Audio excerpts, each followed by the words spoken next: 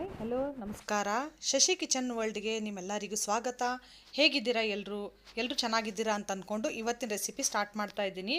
ಬನ್ನಿ ಹಾಗಾದರೆ ಏನು ಮಾಡ್ತಾ ಇದ್ದೀನಿ ಅಂತ ನಿಮಗೆ ಹೇಳ್ತೀನಿ. ನಾನು ಇವತ್ತು ಡಿಫ್ರೆಂಟ್ ಸ್ಟೈಲಲ್ಲಿ ಅವಲಕ್ಕಿನ ಮಾಡ್ತಾ ಇದ್ದೀನಿ. ಇದನ್ನು ದಡಪೆ ಪೋಹೆ ಅಂತ ಕರೀತಾರೆ ಫ್ರೆಂಡ್ಸ್. ತುಂಬ ಡಿಲಿಷಿಯಸ್ ಆಗಿರುತ್ತೆ. ಇದು ತಿನ್ನಕ್ಕಂತೂ ತುಂಬಾ ಟೇಸ್ಟಿಯಾಗಿರುತ್ತೆ. ಮೊದಲಿಗೆ ನೋಡಿ, ನಾನಿಲ್ಲಿ ಅವಲಕ್ಕಿನ ತೊಗೊಂಡಿದ್ದೀನಿ. ಈ ಅವಲಕ್ಕಿನ ಕ್ಲೀನಾಗಿ ಒಂದೆರಡು ನೀರು ವಾಶ್ ಮಾಡಿ ನೋಡಿ ಈ ಥರ ನೆನೆಸಿಟ್ಕೊಂಡಿದ್ದೀನಿ. ಕ್ಲೀನಾಗಿ ವಾಶ್ ಮಾಡಿ ಇಟ್ಕೊಂಡಾಗ ನೀರೆಲ್ಲ ಎಕ್ಸೆಸ್ ವಾಟ್ರ್ ಏನಿರುತ್ತಲ್ಲ ಎಲ್ಲ ತೆಗೆದುಬಿಟ್ರೆ ಈ ಥರ ಉದ್ರುದ್ರಾಗ ಆಗುತ್ತೆ. ಬನ್ನಿ ಇವಾಗ ಒಗ್ಗರಣೆ ಸ್ಟಾರ್ಟ್ ಮಾಡೋಣ. ಇವಾಗ ಒಂದು ಕಡಾಯಿಗೆ ನಾನು ಮೊದಲಿಗೆ ಎಣ್ಣೆ ಹಾಕೋತಾ ಇದ್ದೀನಿ. ಇಲ್ಲಿ ನಾನು ಕೆ ಜಿ ಲೆಕ್ಕದಲ್ಲಿ ಹೇಳಬೇಕು ಅಂದರೆ 1/4 kg ಕ್ವಾಂಟಿಟಿಲಿ ಮಾಡ್ತಾಯಿದ್ದೀನಿ. ಇವಾಗ ಸಾಸಿವೆ ಹಾಕಿದ್ದೀನಿ. ಎಣ್ಣೆ ಬಿಸಿ ಆದಮೇಲೆ ನೋಡಿ ಸಾಸಿವೆ ಕೂಡ ಚಟಪಟ ಅಂತ ಸಿಡಿತಾ ಇದೆ. ಸಾಸಿವೆ ಚೆನ್ನಾಗಿ ಸಿಡಿದ್ಮೇಲೆ ಒಂದು ಅರ್ಧ ಟೀ ಸ್ಪೂನಷ್ಟು ಜೀರಿಗೆ ಹಾಕ್ಕೊಂಡಿದ್ದೀನಿ. ಜೀರಿಗೆ ಕೂಡ ಚೆನ್ನಾಗಿ ಚಟಪಟ ಅಂತ ಸಿಡಿದ್ಮೇಲೆ ಕರಿಬೇವು ಹಾಕ್ಕೊಳ್ಳಿ. ಆದಷ್ಟು ಇಲ್ಲಿ ಫ್ರೆಶ್ ಆಗಿರುವಂಥ ಕರಿಬೇವನ್ನ ಯೂಸ್ ಮಾಡಿ, ಯಾಕಂದರೆ ತುಂಬ ಒಳ್ಳೆ ಫ್ಲೇವರ್ ಬರುತ್ತೆ. ಆಮೇಲೆ ಇಲ್ಲಿ ಪ್ರತಿಯೊಂದು ಇಂಗ್ರೀಡಿಯೆಂಟ್ನ ಆದಷ್ಟು ಫ್ರೆಶ್ ಆಗಿರೋದನ್ನೇ ಯೂಸ್ ಮಾಡಿ, ಚೆನ್ನಾಗಿರುತ್ತೆ ಫ್ರೆಂಡ್ಸ್. ಇವಾಗ ನೋಡಿ ಕರಿಬೇವು ಕೂಡ ಹಾಕ್ಕೊಂಡಿದ್ದಾಯಿತು. ನೋಡಿ ಇವಾಗ ಶೇಂಗಾ ಬೀಜ ಕೂಡ ಹಾಕ್ಕೊಂಡಿದ್ದೀನಿ. ಇವಾಗ ಶೇಂಗಾ ಬೀಜ ಹಾಕ್ಕೊಂಡು ನೀಟಾಗಿ ಮಿಕ್ಸ್ ಮಾಡ್ಕೊಳ್ಳೋಣ. ನೋಡಿ ಇದು ರೋಸ್ಟ್ ಆಗಬೇಕು, ಒಂಥರ ಕ್ರಿಸ್ಪಿನೆಸ್ ಬರಬೇಕು ನಮಗೆ ಶೇಂಗಾ, ಅಲ್ಲಿವರೆಗೂ ನೀಟಾಗಿ ಫ್ರೈ ಮಾಡ್ಕೊಳ್ಳಿ. ನೋಡಿ ಶೇಂಗಾ ಕೂಡ ಚೆನ್ನಾಗಿ ಕೆಂಪಗಾಗ್ತಾ ಇದೆ. ಇವಾಗ ಶೇಂಗಾ ಎಲ್ಲ ಹುರಿದ್ಮೇಲೆ ಇಲ್ಲಿ ನಾನು 1 ಇಂಚಷ್ಟು ಶುಂಠಿನ ತುರಿದಿಟ್ಕೊಂಡಿದ್ದೆ ಫ್ರೆಂಡ್ಸ್. ಅದನ್ನು ಕೂಡ ಇದರಲ್ಲಿ ಆ್ಯಡ್ ಮಾಡ್ಕೊಳ್ಳೋಣ. ಯಾಕಂದರೆ ಇಲ್ಲಿ ನಾನು ಇದು ಈರುಳ್ಳಿ ಆಗಲಿ ಬೆಳ್ಳುಳ್ಳಿ ಆಗಲಿ ಬಳಸ್ತಾ ಇಲ್ಲ. ನೋಡಿ ತುರಿದಿಟ್ಕೊಳ್ಳಿ, ಆದಷ್ಟು ಪೇಸ್ಟ್ ಮಾಡ್ಕೊಳ್ಳೋಕೆ ಹೋಗಬೇಡಿ. ಯಾಕಂದ್ರೆ ತುರಿದಿಟ್ಕೊಂಡಾಗಲೇ ಚೆನ್ನಾಗಿರುತ್ತೆ ಫ್ಲೇವರ್ ಇದ್ರದ್ದು ಶುಂಠಿದು. ನೋಡಿ ಶುಂಠಿ ಕೂಡ ಹಸಿ ವಾಸನೆ ಹೋಗೋವರೆಗೂ, ಸ್ವಲ್ಪ ಶುಂಠಿ ಕಲರ್ ಚೇಂಜ್ ಆಗೋವರೆಗೂ ನೀಟಾಗಿ ಫ್ರೈ ಮಾಡ್ಕೊಳ್ಳಿ. ಇವಾಗ ಇದು ಗ್ಯಾಸ್ ಸಿಮ್ಮಲ್ಲಿ ಇಟ್ಕೊಂಡು ಶುಂಠಿ ಫ್ರೈ ಆಗಲಿ. ನೆಕ್ಸ್ಟ್ ಪ್ರೊಸೆಸ್ ನಾವು ಮಾಡ್ಕೊಳ್ಳೋಣ ಬನ್ನಿ. ಇವಾಗ ಇಲ್ಲಿ ಏನು ನಾನು ಅವಲಕ್ಕಿನ ನೆನೆಸಿಟ್ಕೊಂಡಿದ್ನಲ್ಲ, ಈ ಅವಲಕ್ಕಿಗೆ ನಾನು ಕೆಲವೊಂದು ಇಂಗ್ರೀಡಿಯೆಂಟ್ನ ಮಿಕ್ಸ್ ಮಾಡ್ಕೋತೀನಿ.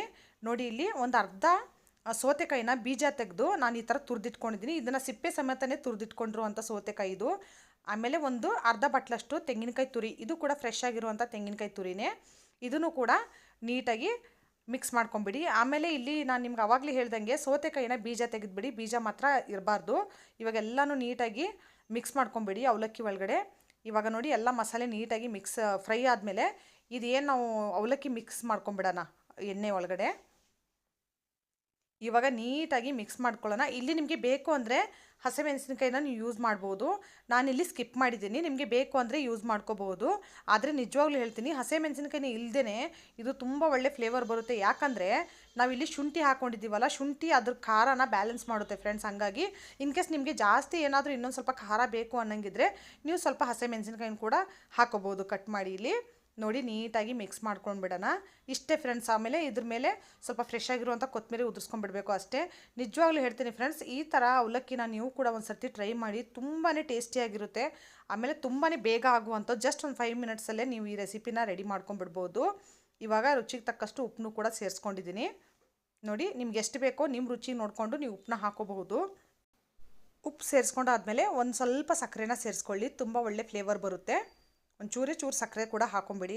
ಇವಾಗ ಸಕ್ಕರೆ ಹಾಕೊಂಡ್ಮೇಲೆ ಫ್ರೆಶ್ ಆಗಿರುವಂಥ ಕೊತ್ತಂಬರಿನ ಜಾಸ್ತಿ ಹಾಕಿ ಫ್ರೆಂಡ್ಸ್, ತುಂಬ ಚೆನ್ನಾಗಿರುತ್ತೆ ಕೊತ್ತಂಬರಿ ಫ್ಲೇವರ್ ಅಂತೂ ಇದರಲ್ಲಿ. ನಾನು ನೋಡಿ ಜಾಸ್ತಿ ಯೂಸ್ ಮಾಡ್ತಾಯಿದ್ದೀನಿ. ಇವಾಗ ಒಂದು ಸರ್ತಿ ನೀಟಾಗಿ ಎಲ್ಲನೂ ಮಿಕ್ಸ್ ಮಾಡ್ಕೊಂಬಿಡಿ. ಇದಕ್ಕೆ ಇನ್ನೂ ಒಂದು ಇಂಗ್ರೀಡಿಯೆಂಟ್ ಹಾಕಬೇಕು, ಎಂಡಲ್ಲಿ ಹಾಕಬೇಕು, ಅದನ್ನು ಇವಾಗ ಬೇಡ. ಎಲ್ಲ ನೀಟಾಗಿ ಮಿಕ್ಸ್ ಮಾಡ್ಕೊಂಬಿಡೋಣ. ತುಂಬಾ ಬೇಗ ಆಗುವಂಥದ್ದು, ಆಮೇಲೆ ಡಿಫ್ರೆಂಟಾಗಿರುತ್ತೆ ಫ್ರೆಂಡ್ಸ್. ನೀವು ಕೂಡ ಟ್ರೈ ಮಾಡಿ. ಬೆಳಗ್ಗೆ ತಿಂಡಿಗೆ ಏನಾದರೂ ಏನು ಮಾಡಬೇಕು ಅಂತ ನಿಮ್ಗೆ ಏನಾದರೂ ಇದ್ದರೆ, ಮಾಡಿದ್ದನ್ನೇ ಏನು ಮಾಡೋದು ಅಂತ ಅನ್ನೋಂಗಿದ್ರೆ ಈ ಥರ ಡಿಫ್ರೆಂಟಾಗಿ ನಿಮ್ಮ ಮಕ್ಕಳಿಗೆ ನಿಮ್ಮ ಹಸ್ಬೆಂಡ್ಗೆ ಮಾಡಿಕೊಡಿ. ನಿಜವಾಗ್ಲೂ ತುಂಬಾ ಇಷ್ಟಪಡ್ತಾರೆ. ಆಮೇಲೆ ಒಂದು ಅರ್ಧನೇ ನಿಂಬೆಹಣ್ಣು ಜ್ಯೂಸ್ ಕೂಡ ಇವಾಗ ಮಿಕ್ಸ್ ಮಾಡ್ಕೊಂಡಿದ್ದೀನಿ ಎಂಡಲ್ಲಿ. ಇದು ಲಿಂಬೆಹಣ್ಣು ಜ್ಯೂಸನ್ನ ಮಿಕ್ಸ್ ಮಾಡ್ಕೊಂಡಾದ್ಮೇಲೆ ನೀಟಾಗಿ ಒಂದು ಸರ್ತಿ ಅವಲಕ್ಕಿನ ಮತ್ತೆ ಮಿಕ್ಸ್ ಮಾಡ್ಕೊಂಬಿಡಿ. ಇದೇನಪ್ಪ ಖಾರನೇ ಇಲ್ಲ ಅಂತ ಅನ್ಕೊಂತೀರ, ನಿಜವಾಗ್ಲೂ ಖಾರ ಫ್ಲೇವರ್ ಇರುತ್ತೆ ಫ್ರೆಂಡ್ಸ್. ನಿಮಗೆ ಬೇಕು ಅಂದರೆ ನೀವು ಮತ್ತೆ ಒಂದು ಸ್ವಲ್ಪ 1-2 ಹಸಿಮೆಣಸಿನಕಾಯಿನ ಹಾಕ್ಕೊಳ್ಬೋದು. ಜಾಸ್ತಿ ಹಸಿಮೆಣಸಿನಕಾಯಿನ ನಾರ್ಮಲಾಗಿ ಅವಲಕ್ಕಿ ಮಾಡ್ತೀವಲ್ಲ ಆ ಥರ ಅವಲಕ್ಕಿಗೆ ಹಸಿಮೆಣಸಿನಕಾಯಿ ಹಾಕ್ದಂಗೆ ಇದಕ್ಕೆ ಮಾತ್ರ ಹಾಕೋಕ್ಕೆ ಹೋಗಬೇಡಿ. ಯಾಕಂದರೆ ತುಂಬ ಸ್ಪೈಸಿ ಆಗಿಬಿಡುತ್ತೆ. ಆಮೇಲೆ ನಿಮಗೆ ಇಲ್ಲಿ ಬೇಕು ಅಂದರೆ ಒಂದು ಸ್ವಲ್ಪ ದಾಳಿಂಬಿನ ಕೂಡ ಉದುರಿಸ್ಕೋಬೋದು. ತುಂಬ ಚೆನ್ನಾಗಿರುತ್ತೆ ಫ್ರೆಂಡ್ಸ್. ಇದನ್ನು ಏನಂತ ಕರೀತಾರೆ ಅಂದರೆ ದಡಪೆ ಪೋಹೆ ಅಂತ ಕರೀತಾರೆ ಒಂದೊಂದು ಕಡೆ. ನಾವು ಕೂಡ ಅದನ್ನೇ ಅಂತ ಕರಿತೀವಿ. ತುಂಬ ಟೇಸ್ಟಿಯಾಗಿರುತ್ತೆ. ಈ ಡಿಫ್ರೆಂಟಾಗಿರುವಂಥ ಅವಲಕ್ಕಿ ರೆಸಿಪಿನ ನೀವು ಕೂಡ ನಿಮ್ಮ ಫ್ಯಾಮಿಲಿ ಫ್ರೆಂಡ್ ಜೊತೆ ಶೇರ್ ಮಾಡಿ. ಅವ್ರಿಗೂ ಹೇಗೆ ಅನ್ನಿಸ್ತು ಅಂತ ನೀವು ಕೂಡ ಕೇಳಿ. ನೀವು ಕೂಡ ಒಂದು ಸರ್ತಿ ಈ ರೆಸಿಪಿನ ಟ್ರೈ ಮಾಡಿ. ರೆಸಿಪಿ ಹೇಗಿತ್ತು ಅಂತ ಕಮೆಂಟ್ ಸೆಕ್ಷನಲ್ಲಿ ಹೇಳೋದನ್ನು ಮರಿಬೇಡಿ. ರೆಸಿಪಿ ಇಷ್ಟ ಆದರೆ ಲೈಕ್ ಶೇರ್ ಸಬ್ಸ್ಕ್ರೈಬ್ ಮಾಡೋದನ್ನು ಮಾತ್ರ ಮರಿಬೇಡಿ. Thank you for watching friends.